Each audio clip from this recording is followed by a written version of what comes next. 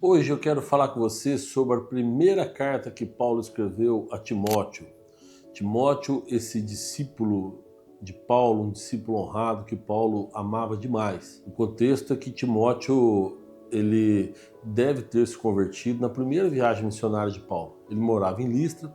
Você se lembra, na primeira viagem missionária de Paulo, que está narrado lá em Atos, ele passa por algumas cidades ali da Ásia Menor, né? em Antioquia, da Pisídia, em Icônio, Derbe, Listra, e depois ele volta, né, para Antioquia da Síria, vai até Jerusalém e sai em missão na segunda viagem missionária. A segunda viagem missionária é para colocar algumas regras que foi discutido com os apóstolos com relação a algumas dúvidas sobre os convertidos gentios, se deveriam seguir alguma tradição judaica ou não, enfim, definiram lá o que deveria ser feito, e Paulo sai, então, na sua segunda viagem missionária, acompanhado de Barnabé, e os dois tiveram um desentendimento. Por quê? Porque na primeira viagem eles tinham levado um parente de Barnabé chamado Marcos, mas Marcos abandonou a primeira viagem missionária. E depois Barnabé quer levar de novo Marcos, mas Paulo não concorda. E aí os dois têm um desentendimento, e enfim, aí Barnabé pega Marcos e vai para um lado, e Paulo pega Silas e vai de novo para aquela região onde ele havia passado na primeira viagem missionária. Agora ele vai um pouco além, né? Mas aí a Bíblia diz lá em Atos que quando Paulo vai com Silas, eles encontram, chegando em Listra, eles encontram um jovem chamado Timóteo, um jovem de bom testemunho. A mãe dele era judia, o pai dele era grego, e ele tinha se convertido, e era um menino muito bom, um jovem muito querido, né? E a Bíblia fala que ele tinha bom testemunho. Então eles pegam Timóteo.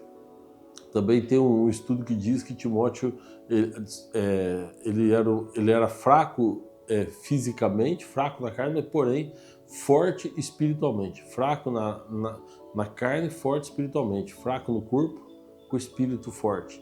E Paulo gostava muito dele e levou ele para a segunda viagem missionária. E nessa segunda viagem missionária, Timóteo foi muito útil para Paulo, né? Se você se lembra, nós vimos na carta aos Tessalonicenses que tem um momento quando Paulo chega lá em Tessalônica, ele tem um problema, ele tem que sair de lá, né? Ele é expulso da cidade, mas depois Silas e Timóteo eles voltam e ficam para evangelizar as pessoas. E Timóteo acompanhou Paulo por todo esse tempo.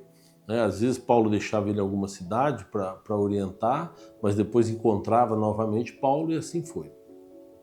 A tradição diz que Paulo ele escreveu essa carta a Timóteo já no final da vida, depois de 62. Então, nesse período, a gente sabe que já aconteceu o final da terceira viagem missionária de Paulo, e que ele já tinha sido preso em Jerusalém, em Cesareia, e tinha ido para Roma.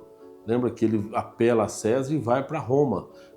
E dali ele escreve algumas cartas, né, inclusive aos filipenses. Enfim, quando ele está preso, ele escreve algumas cartas. Depois disso, ele é solto. Aí a Bíblia já não narra. Tem algumas tradições que falam que depois ele é solto e ele volta para a região. Ele tem a vontade dele aí na região da Espanha, mas ele volta ali para Macedônia. E quando ele está em Filipe, na cidade de Filipe, ele então escreve para Timóteo. É uma carta pessoal, porém é considerada uma carta pastoral. Tem algumas cartas, a primeira e segunda Timóteo, a carta a Tito, são consideradas cartas pastorais. Por que pastorais? Porque Paulo ele orienta, por exemplo, Timóteo no caso de como lidar com a igreja, porque diz que Paulo, no momento em que ele passa novamente ali pela região, ele deixa Timóteo na cidade de Éfeso pastoreando a igreja de Éfeso. Então Timóteo ele está nesse momento pastoreando a igreja de Éfeso, é uma igreja importante para Paulo, e Paulo decide escrever essa carta para Timóteo como um líder lá em Éfeso, orientando de como ele deve lidar com certas situações, como que a igreja deve ser conduzida e como que algumas questões pessoais. Então ele ensina a questão de como tratar as viúvas, Por isso que é chamada carta pastoral, porque ele orienta Timóteo na questão de como conduzir a igreja em Éfeso. Então, essa primeira carta, Paulo, ele adverte, ele dá... Parece que Timóteo era tímido, e Paulo dá um incentivo ali para Timóteo, então, permanecer firme na fé, para ele tomar cuidado com relação aos falsos profetas, né? Depois ele orienta com relação à igreja em si, como que deve ser conduzido, para ele escolher líderes dentro da igreja, os diáconos, os pastores, né? O que ele deve levar em consideração, isso é muito importante, porque Paulo ele orienta as características que um líder deve ter para poder assumir uma igreja, né? São atributos, são adjetivos que Timóteo provavelmente tinha, mas que ele gostaria então que Timóteo observasse esses critérios para ele levantar líderes dentro da igreja. A igreja de Éfeso deveria ser uma igreja grande ali. E depois ele dá algumas instruções pessoais. Como tratar a viúva, como tratar escravo, como tratar essa relação entre o servo e o seu líder, né? E, enfim, são 6 capítulos. Paulo termina fazendo uma recomendação para Timóteo não se apegar ao dinheiro, né, para Timóteo tomar cuidado, inclusive para ele orientar aqueles que têm dinheiro, fala, aqueles que são ricos nesse momento, oriente para que eles não se apeguem na riqueza como aquilo que pode salvá-los, porque na verdade isso aí é perecível.